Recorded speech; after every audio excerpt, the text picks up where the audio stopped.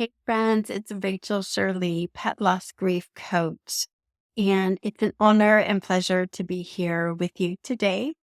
As many of you know, I'm the author of Pet Loss and Divine Healing, compassionate guide for navigating your devastating loss.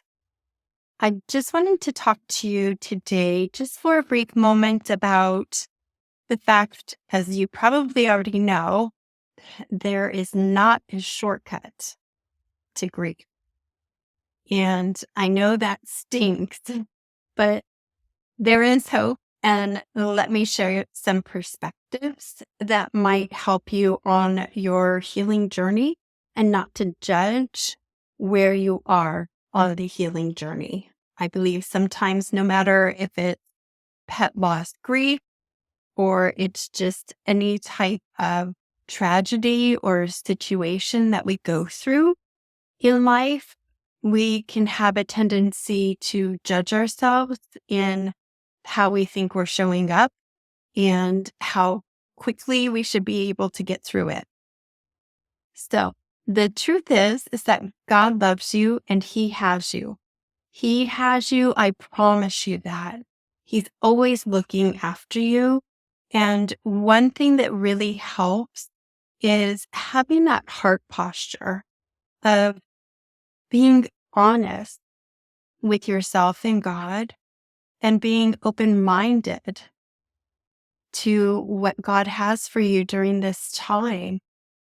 And in addition to honesty and open-mindedness, it's about willingness, the willingness to put into action some of the things that maybe were never on your radar that can really help support you along your journey.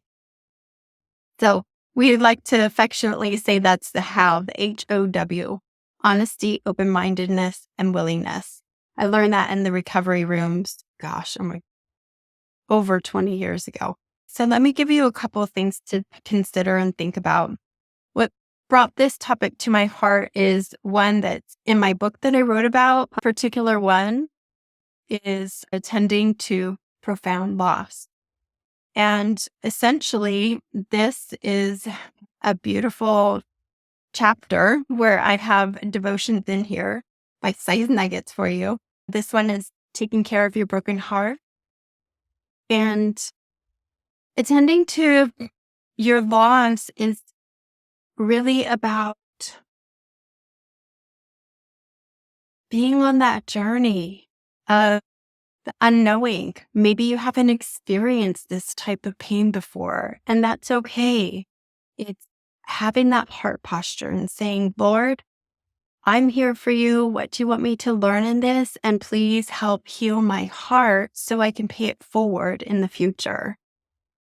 If we go and decide to do things that are going to suppress our feelings, that are just going to push through and think, okay, you know what? I just have to get back to work. I have to get over this.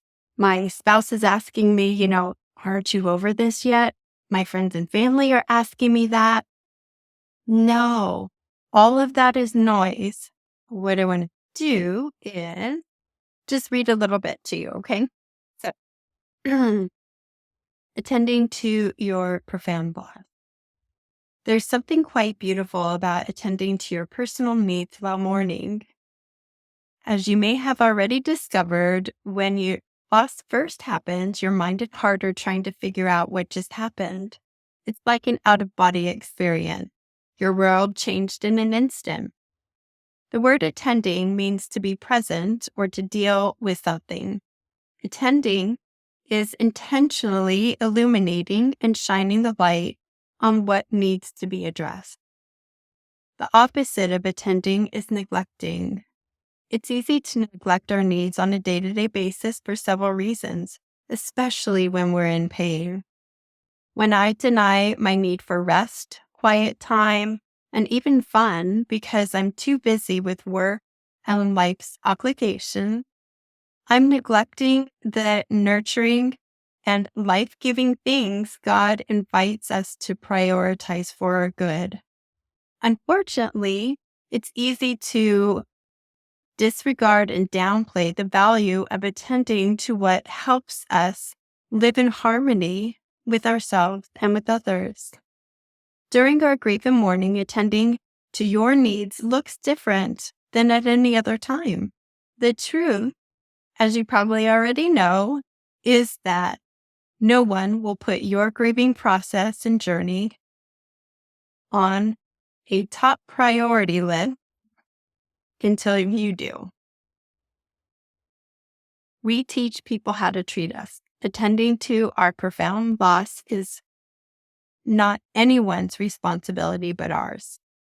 However, when we set the example that we are taking care of and attending to our mourning, grief, and sorrow while adjusting to a new normal, this shows others in our lives that we are intentionally trying to heal our hearts in a healthy and honoring way. The bottom line is that when you attend to your grief, you are on a healthy healing journey without denial, minimization, or justification. So I'm going to pause right there. There's more to this, but I just wanted to read just a little bit to you. So yes, there aren't any quick fixes, but you can shorten your grief and healing journey by taking care of what needs to be taken care of. And that is looking at the best ways to support yourself in getting the help that you need and deserve through this process. Because like I mentioned, you may not have experienced this type of pain before, and it's new, it's intimidating, and it's devastating. So whether you reach out for support with me or somebody else, it's really about creating yourself an environment of healthy choices to shorten your healing journey for sure. So just know that the book that I wrote is all about that. One of my specialties is God just designed me this way. I love focusing on the inner work. Yes, there are lots of tips and tricks that you can do, of course, but that doesn't sustain you, nor does it give you transformation. And I'm here to share with you, no matter where you are on your journey, one of your innate desires inside is to have transformation from this, to be a better person on the other side of this, and to pay forward what you have learned. So I'm going to stop rambling now. I just want you to know that I'm here for you. Please go ahead and reach out. Ask me any questions that you have. And you can purchase my book if you want. Go to my website. You can find me there. Whatever you need, I'm here for you. Okay, my love? Until next time, make sure you take really good care of yourself. Don't judge yourself how far along you are on this journey. That does not help at all. You're right where you need to be, and God has you in the palm of his hand, loving you like no other can. Okay? All right, take good care. I'll talk to you